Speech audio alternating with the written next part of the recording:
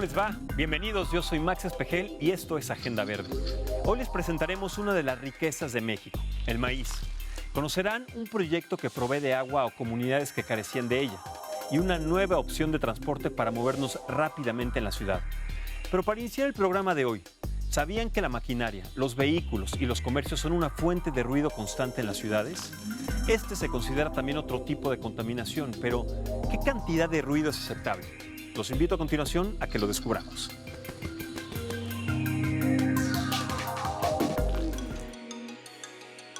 La contaminación por ruido es aquella que causa impactos nocivos en los seres vivos. En las ciudades prevalece particularmente, con niveles de fondo que van de los 55 a los 67 decibeles, que para que te des una idea, es tan alto como el zumbido de un aire acondicionado. La Ley de Cultura Cívica de la Ciudad de México dice que producir o causar ruidos por cualquier medio que notoriamente atenten contra la tranquilidad o representen un posible riesgo a la salud de los vecinos, se sancionará con multa por el equivalente de 10 a 40 veces la unidad de cuenta de la Ciudad de México vigente, que aproximadamente equivale a una multa de 800 a 3,200 pesos, o con arresto de 13 a 24 horas. Estas denuncias se pueden hacer en la Procuraduría Social, PROSOC, o en la Procuraduría Ambiental y del Ordenamiento Territorial, PAOT, dependiendo si el ruido viene de vecinos o de establecimientos mercantiles. En la Ciudad de México, el máximo permitido en zonas residenciales son 55 decibeles en el día y 50 en la noche.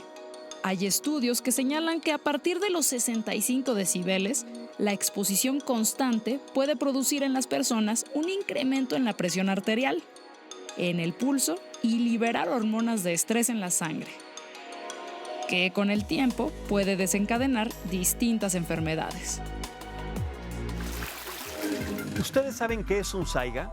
Veamos algunas de sus respuestas. Saiga, me suena como a una serpiente. A una lagartija. O savia de árboles, no sé, algo que segregue alguna planta o algún árbol.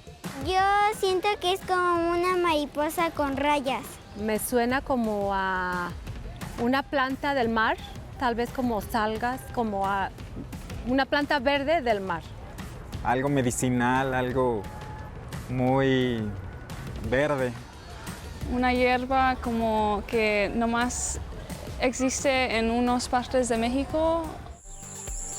El saiga es un antílope de tamaño mediano que habita principalmente en Kazajistán y Uzbekistán, aunque pueden encontrarse en diversas zonas de Rusia, China y Mongolia.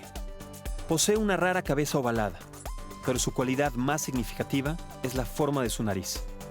Las teorías sobre su función apuntan a que el saiga la utiliza para filtrar el polvo del aire durante las épocas más secas y calentar el aire frío que respiran durante el invierno. Son animales nómadas que se mueven en grandes grupos en busca de pastizales. Ya estaban en peligro de extinción, pero en 2015, una enfermedad misteriosa ocasionó que murieran en masa más de 200,000 saigas en Kazajistán. Ahora, solo quedan alrededor de unos 100,000 en el planeta.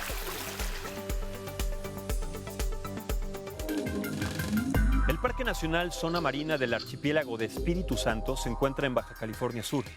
Es un área natural protegida por la UNESCO y un destino ecoturístico sumamente importante. Los invito para que me acompañen a conocerlo.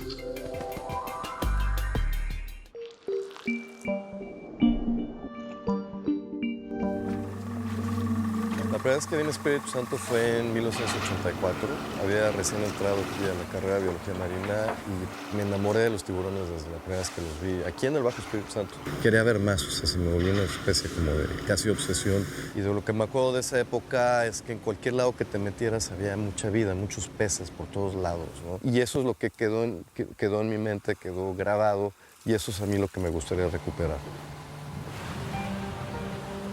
La disminución de las poblaciones de tiburón martillo específicamente aquí tiene que ver con la sobrepesca.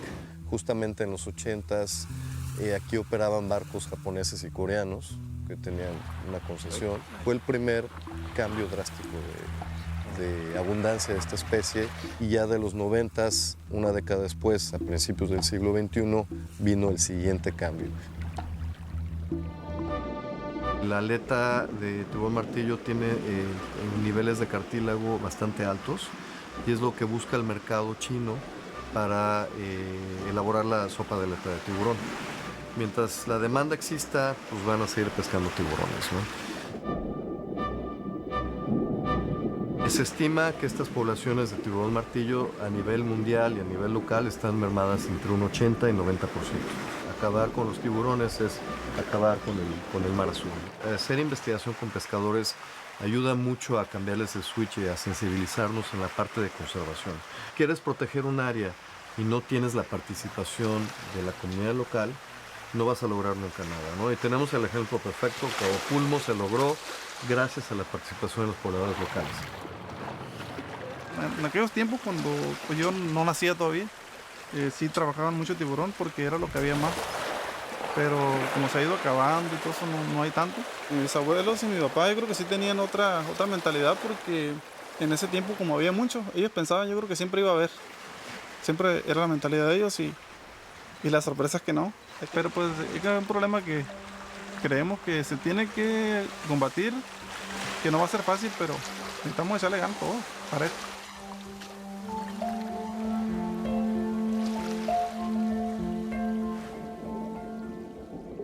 El tiburón martillo es una especie súper tímida, incluso se ahuyenta con el ruido de las burbujas de los buzos.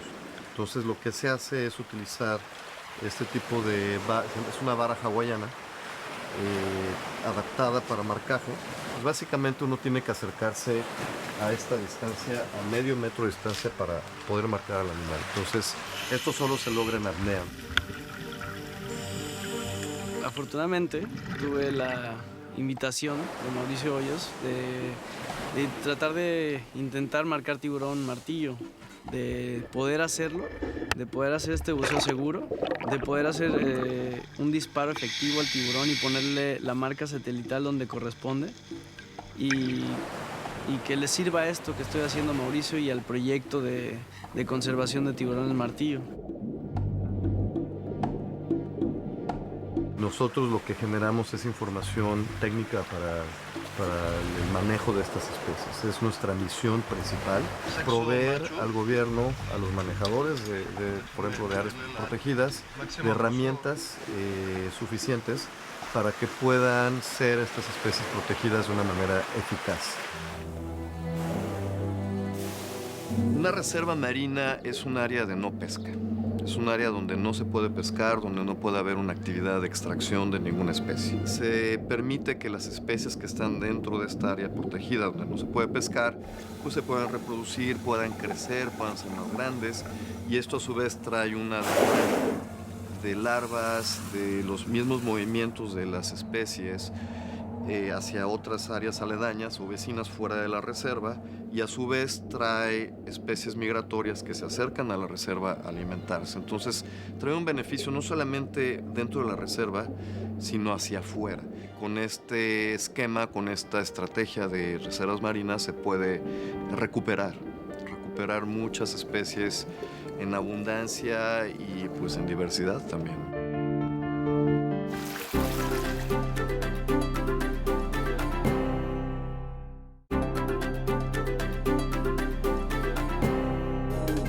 Para las culturas prehispánicas, el maíz era la base de su alimentación.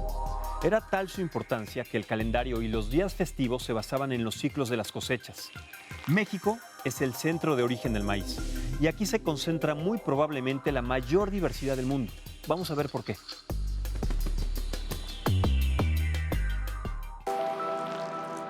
En México hay 64 razas de maíz y 59 de ellas son nativas. Las razas se nombran dependiendo de sus características físicas. Por ejemplo, el maíz cónico se llama así por su forma. También pueden tener nombres asociados a su región o los que le han puesto los grupos indígenas o mestizos que las cultivan. La diversidad de maíces se deriva de la domesticación de los teocintles, pastos salvajes que tienen unas pequeñas espigas y que son los ancestros del maíz. Esta domesticación la llevaron a cabo alrededor de 80 grupos indígenas durante más de 10.000 años y recientemente también grupos mestizos. Las variedades del maíz están adaptadas a diferentes climas, suelos, plagas y usos. Hay una gran variabilidad genética en cada raza. Esta variabilidad les da a las razas criollas una gran capacidad de adaptación, que será crítica para enfrentar los retos en la distribución del agua y los patrones de clima que se esperan ante diferentes escenarios de cambio climático. Isla Urbana instala sistemas de captación de agua de lluvia en comunidades de México en donde el agua es escasa o inexistente. Para captar agua de lluvia que sea potable, se requiere más que un tanque abierto al cielo. Vamos a ver de qué se trata.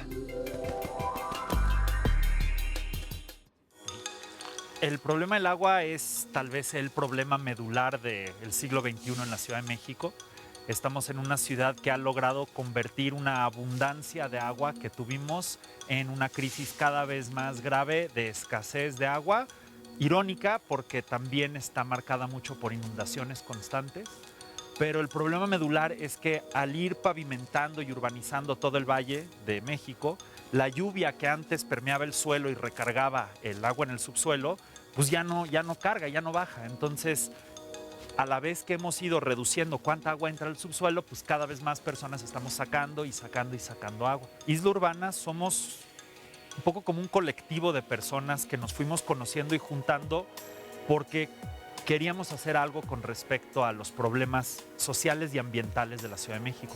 Entonces, hace 9 años pusimos un primer sistema de captación de agua de lluvia, y ese sistema funcionó muy bien. Nos hizo darnos cuenta que realmente esto de la captación de agua de lluvia sí tiene la capacidad de ayudar a la gente que no tiene agua.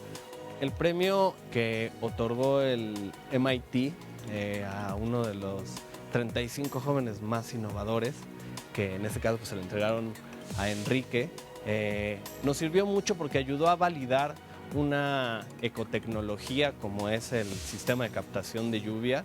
Nos permitió ir a hablar con gente que de otra manera hubiera sido muy difícil que nos recibiera. Ahorita somos 50 personas trabajando en Isla Urbana, dedicados exclusivamente a diseñar sistemas de captación de agua de lluvia y poner la mayor cantidad de sistemas de captación posibles en las zonas que sufren el problema del agua. Iztapalapa, Tláhuac, Milpalta, Xochimilco, Tlalpan, donde estamos ahorita, toda esta bandita es donde más grave se vive el problema del agua. Y es muy irónico porque aquí en Tlalpan, por ejemplo, pues es la zona donde más llueve, es la zona donde más agua hay. Incluso el Ajusco significa el lugar del agua. Y en el Ajusco es donde vive más cantidad de gente que ni siquiera está conectada a la red, que dependen de pipas. Y bueno, Iztapalapa, pues son 2,5 millones de personas que se les está acabando el agua. Este sistema de captación de agua de lluvia, que es el modelo que más utilizamos en Isla Urbana, es un sistema que está diseñado para darles agua para uso doméstico a la casa. Este no es un sistema para beber, pero sí es un sistema para bañarte, para lavar la ropa, para hacer como todo lo que en general usas el agua. Primer paso, el agua de lluvia cae sobre el techo. Entonces, tener un techo despejado y limpio. 2, conduces esa agua. El agua de ahí corre por estos tubos, que los puedes ver, este tubo negro, ¿no? Pasa por una mallita para separarle las hojitas y como basuritas así, y la pasas por un separador de primeras aguas. Y lo que hace es que cada vez que cae un aguacero, permite que los primeros más o menos 10 minutos del aguacero laven el techo y esa agua que está lavando el techo no vaya a la cisterna, sino que se quede atrapada ya dentro del tlaloque. Del tlaloque el agua pasa a la cisterna, ahí se almacena, ahí se le aplica un poquito de cloro y ya con la bomba la mandan al tinaco, pasa por un filtrito y ya adentro de la casa abres las llaves igualito y ahí sales agua. Nada más que te estás bañando con el aguacero de ayer, en vez de con agua que sacamos de un pozo y la subimos con una pipa al cerro. Hace 2 años vinieron a ponernos el sistema por parte de la delegación para captar el agua de la lluvia. Ojalá y toda la gente tuviera este sistema. Y es formidable para todas las familias. Ya no sería un gasto grande de pipa por mes. E incluso a mis vecinos, hay unos vecinos que les dan 2 pipas por mes. Yo nada más ocupo, se puede decir que 3, 4 pipas al año, porque todo el demás tiempo del año yo vivo con la agua de la lluvia. Tú vienes a todas estas zonas donde escasea el agua y la gente la usa de manera ejemplar, la cuidan, la reciclan, la respetan, la tratan como con un enorme cariño, pues porque conocen lo que es vivir sin agua. El chiste es lograr que toda la ciudad podamos adquirir esta conciencia sin tener que necesariamente pasar por el sufrimiento de no tener agua. Los que tenemos agua todo el tiempo somos los privilegiados, y los que no tienen agua son el espejo de nosotros en un futuro, porque como van las cosas, los que hoy tienen agua en 15 años van a estar viviendo igual a los que hoy no tienen agua. Y si nosotros queremos heredarle a nuestros hijos e hijas una ciudad donde también se puedan bañar con agua rica, caliente y limpia y puedan gozar de tener agua, pues eso va a depender de cómo nosotros ahorita empezamos a cambiar nuestra cultura. Los vehículos eléctricos pueden evitar la generación de grandes cantidades de emisiones de gases de efecto invernadero. Econduce es un sistema de scooters eléctricas que puedes encontrar en varios puntos de la Ciudad de México y además manejarlo todo desde tu celular. Vamos a conocerlos.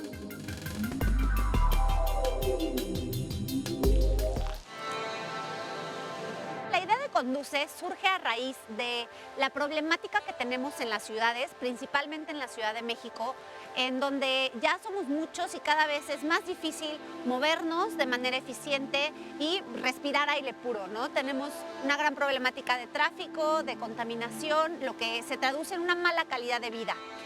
Eduardo Porta y Alejandro Morales, quienes son los dos emprendedores mexicanos que fundan este proyecto, deciden que quieren construir algo para elevar la calidad de vida de todos los que vivimos en las ciudades, empezando por la Ciudad de México. Los scooters de Econduce son completamente eléctricos, por lo que no generan ni emisiones de CO2 ni ruido. Tienen un rango, la batería, de hasta 30 kilómetros, o sea, puedes prácticamente cruzar la ciudad casi. Controlamos el límite de velocidad a 55 kilómetros por hora para ir acorde al reglamento de tránsito y porque en realidad en la ciudad pues no necesitas nada más, ¿no? Pues con Econduce se reduce la contaminación, el ruido, el estrés, el parque vehicular y los costos de traslado. Lo único que tienes que hacer es descargar tu aplicación Econduce, disponible en iOS y para Android, ubicar tu scooter más cercano en tu aplicación, ahí mismo lo reservas, lo enciendes, lo apagas, inicias tu viaje y lo puedes tomar y llevarlo a donde tú necesites. Y para terminar tu viaje únicamente tienes que hacerlo en una estación o en una zona Econduce. Tienes que ser mayor de edad, tener licencia vigente y ahí mismo puedes ver unos videos en donde te enseñamos todo lo que necesitas para hacer un buen uso y un uso responsable del servicio. Aquí encuentras las direccionales y este es el claxon. Utilízalo para hacerte notar.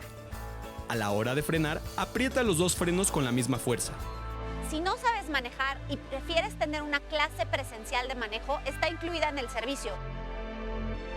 Creo que mucho de lo que nos falta en México y en la Ciudad de México principalmente es educación. Educación vial, conocer el reglamento de tránsito, conocerlo y respetarlo, ¿no? Entonces para nosotros también es muy importante formar una comunidad de usuarios responsables que conozcan y respeten el reglamento de tránsito para que cada vez nos movamos de manera más inteligente.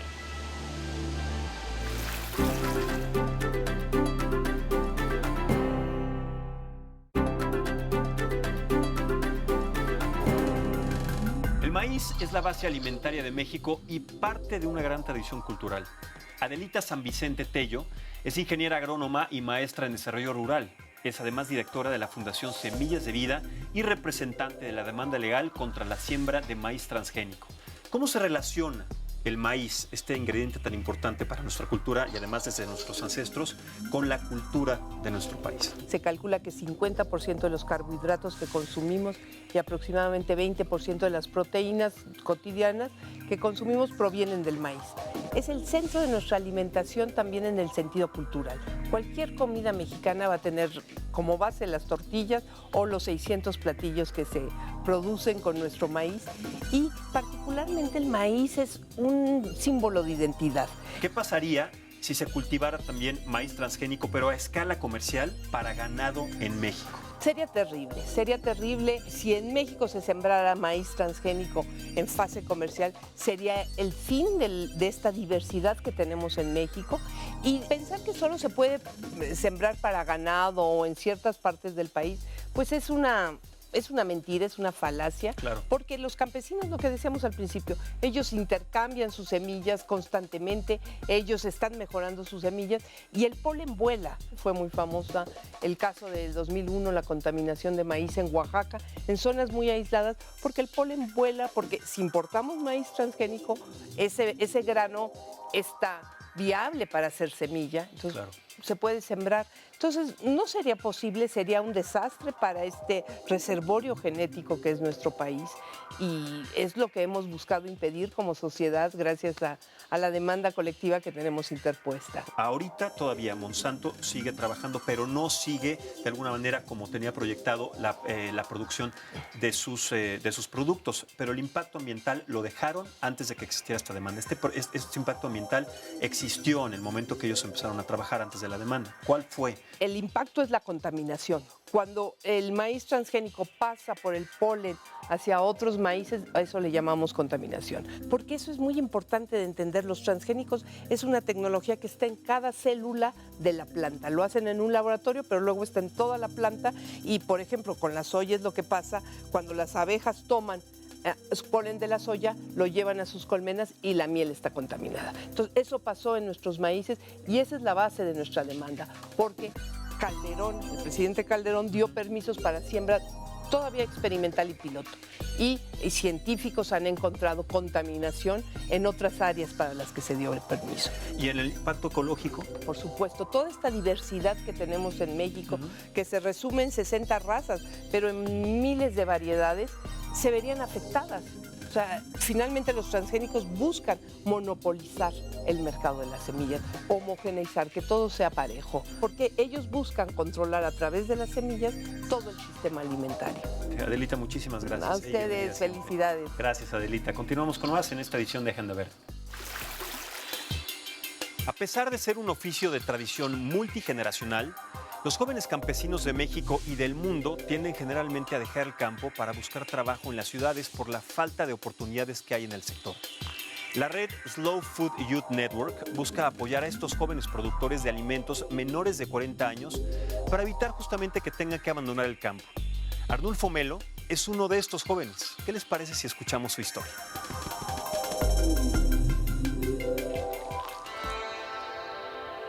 Estamos en el ejido de Santana Tlacotenco y yo me dedico a hacer una milpa tradicional. Son maíces nativos que los han traído desde nuestros padres, nuestros abuelos. Nos han heredado eso y pues yo lo que he hecho es pues, a través de la selección y la observancia en el cultivo, pues voy seleccionando mi semilla año con año y pues voy obteniendo, digamos, por ejemplo en el maíz colorado, pues este tipo de maíces, ¿no? Este tipo de granos. También dentro de esta milpa yo conservo la parte del teocincle. El teocincle se considera que es el ancestro del maíz, que los antepasados fueron desarrollando y cultivando hasta lograr precisamente este tipo de maíces. La planta es idéntica al maíz, solo que cuando ya es una parte que da recio, pues desarrollan sus órganos reproductores y ya cambia. Esta es la semilla del teocincle. En otros lados lo conocen como diente de mula y en Texcoco, nosotros así o tecincle. Por ejemplo, este es un maíz de la misma estructura, pero esta es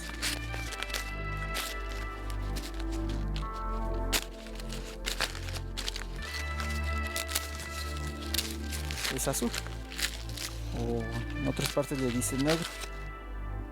Lo que hacemos aquí de forma tradicional pues es que preparamos la tierra a través del barbecho en los meses de diciembre, a finales de noviembre, y incorporamos los abonos, la hierba que hay al barbecho, dependiendo la humedad, el clima, pues vamos a hacer las labores, a deshiervar la tierra sin utilizar herbicidas.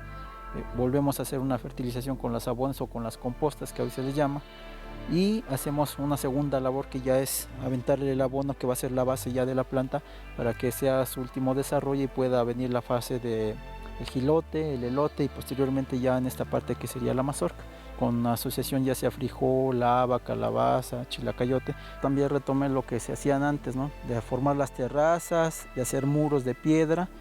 Entonces este muro tenía la finalidad de ser divisorio o como límite.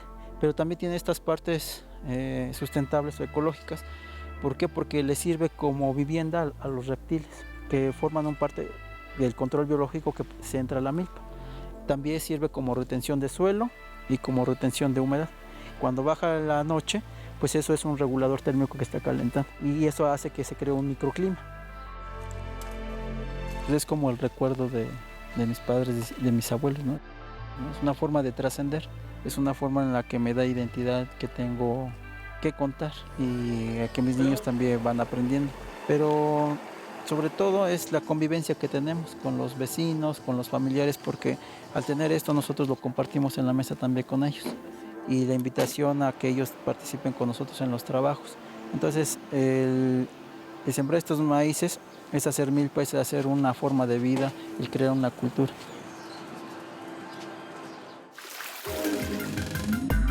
Bien, así llegamos al final de nuestro programa. Esperamos que estas ideas nos inviten a reflexionar sobre cómo nuestras acciones pueden contribuir a cuidar nuestro planeta. Recuerda que todo lo que hacemos deja huella. Cuida el planeta, que es el único que tenemos. Yo soy Max Espejel y esto fue Agenda Verde. Hasta la próxima.